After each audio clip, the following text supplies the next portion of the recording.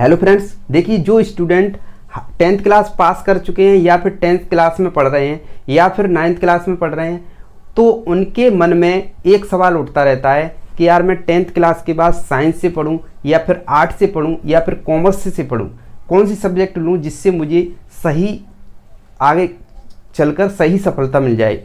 तो ऐसे सवाल मन में उठते रहते हैं। और देखिए जो साइंस वर्ग में जाना चाहता है उसे क्या सब्जेक्ट चूज करनी चाहिए, या फिर आर्ट में जा रहा है उसे क्या सब्जेक्ट चूज करनी चाहिए।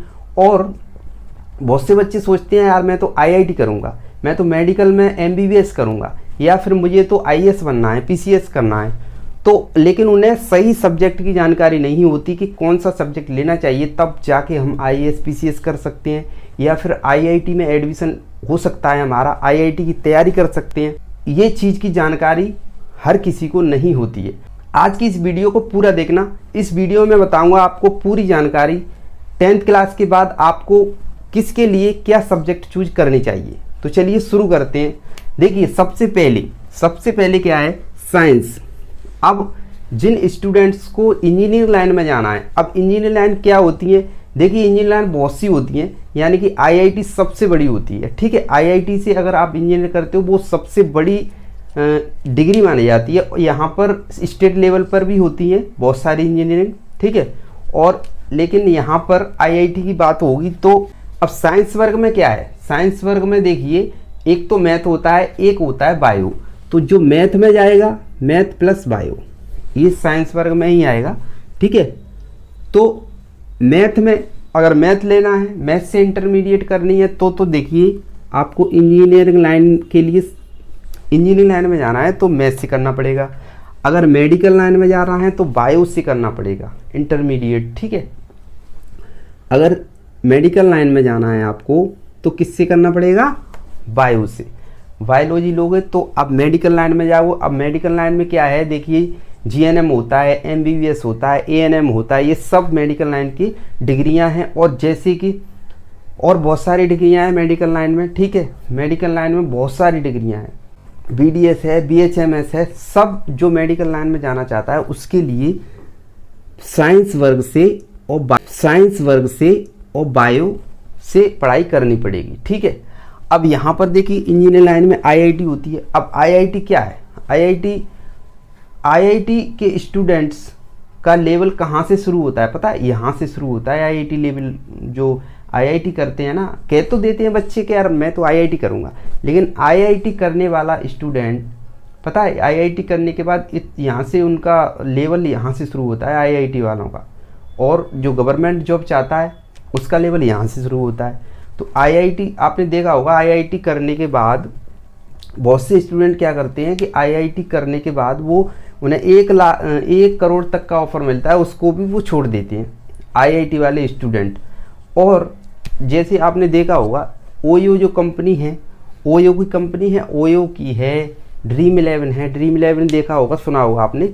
ये सब जो कंपनियां हैं बड़ी बड़ी, सब आईआईटी पास आउट स्टूडेंट्स से नहीं शुरू की हैं, आईआईटी पास स्टूडेंट्स ने ही ये कंपनियां शुरू की हैं। ठीक है, तो आईआईटी बहुत बड़ी डिग्री होती है। आईआईटी के आपको क्या देना पड़ेगा, जेईई मेंस देना पड़ेगा, उसके बाद जेईई फाइनल एग्जाम देना पड़ेगा। ठीक है, एडवांस देना पड़ेगा, जेईई का एडवांस और मेंस पहले देना पड़ेगा, उसके बाद आपका आईआईटी में एडमिशन होगा। यहाँ तो इंजीनियरिंग की पूरी बात हो चुकी है। अब यहाँ आते हैं जो बच्चे आईएएस करना चाहते हैं। अब आईएएस करना चाहते हैं लेकिन उन्हें पता ही नहीं कि हमें साइंस से पढ़ना है या फिर आर्ट्स से पढ़ना है। तो देखिए अगर आईएएस बनना चाहते हो तो उनके लिए आर्ट्स सबसे बेस्ट है। आर्ट्स मतलब विज्ञान वर्ग नहीं, सॉरी, आर्ट्स मतलब कला वर्ग। कला वर्ग से इंटरमीडिएट कीजिए और उसके बाद बीए कीजिए।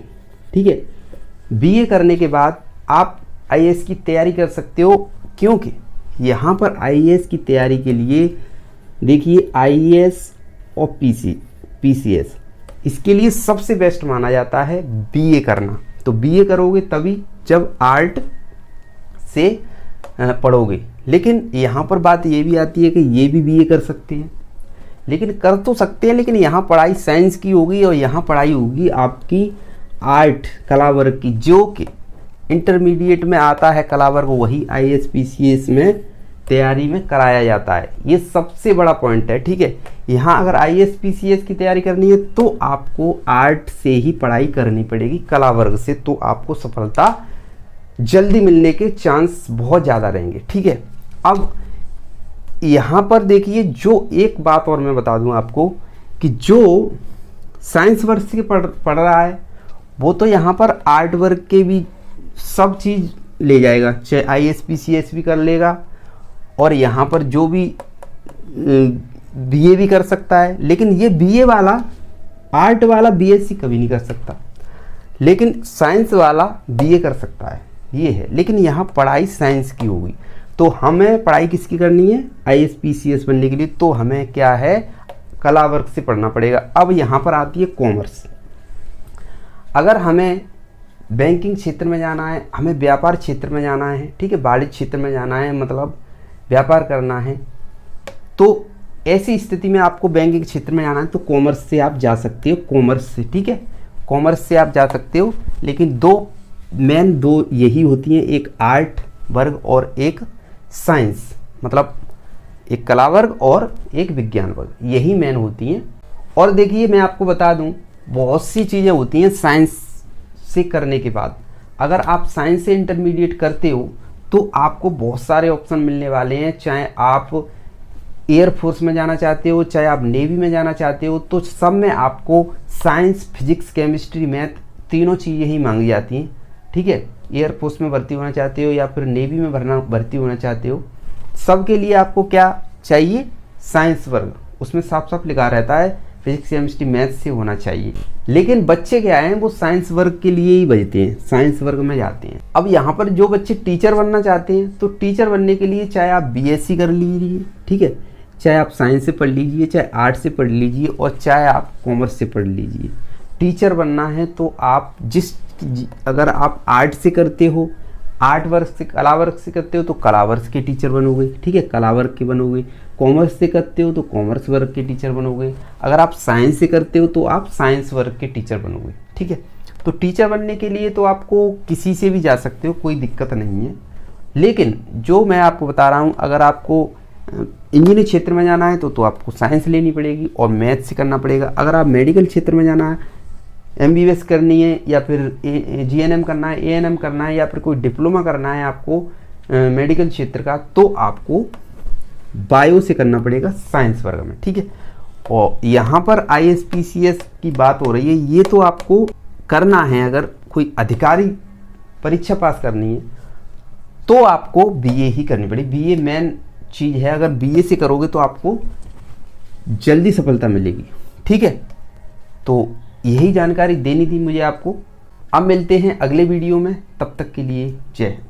वीडियो अच्छी लगी तो वीडियो को शेयर जरूर करना अपने दोस्तों के साथ जो हाई स्कूल पास कर चुके हैं या फिर हाई स्कूल पास कर रहे हैं।